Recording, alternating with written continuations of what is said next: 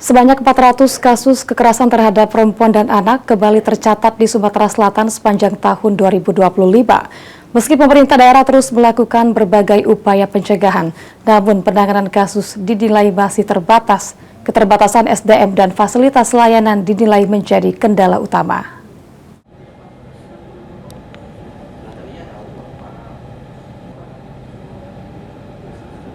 Berdasarkan data Dinas Pemberdayaan Perempuan dan Perlindungan Anak atau PPPA Provinsi Sumatera Selatan, hingga September 2025 tercatat sekitar 400 kasus kekerasan terhadap perempuan dan anak di 17 kabupaten kota.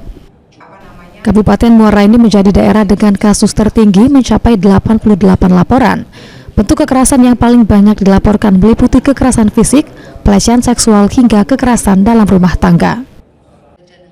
Kadis PPPA Sumsel Fitriana menyebut keterbatasan SDM dan sarana-prasarana menjadi kendala utama dalam memberikan layanan dan pendampingan bagi korban.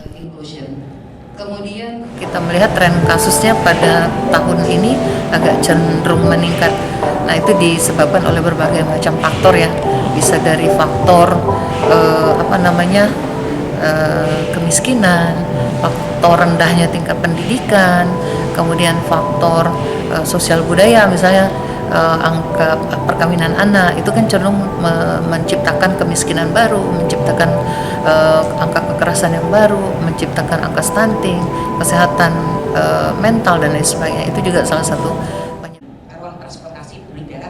Sementara itu, Asisten Deputi Bidang Penanganan Kejahatan Konvensional Kemenko Polkam Brigjen Pol Irwansyah mengatakan, Polda Sumatera Selatan menempati urutan ke-7 nasional dalam jumlah kasus kejahatan konvensional, namun hanya berada di peringkat ke-5 terbawah untuk penyelesaiannya. Jumlah tindak pidana terkait kejahatan konvensional ini sangat tinggi di Sumatera Selatan, sementara penyelesaiannya sangat minim. Sehingga kalau kita rankingkan itu untuk Polda Sumatera Selatan itu masuk di ranking 7 jumlah tertinggi, namun juga untuk ranking penyelesaiannya juga sangat minim, masuk di ranking 5 sampai dengan 7.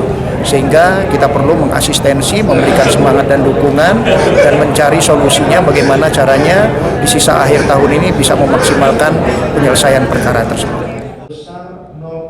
Ditambahkan Brigjen Pol Irwansyah, perlunya kolaborasi antara instansi untuk mempercepat penanganan kasus serta memastikan korban mendapatkan perlindungan yang layak.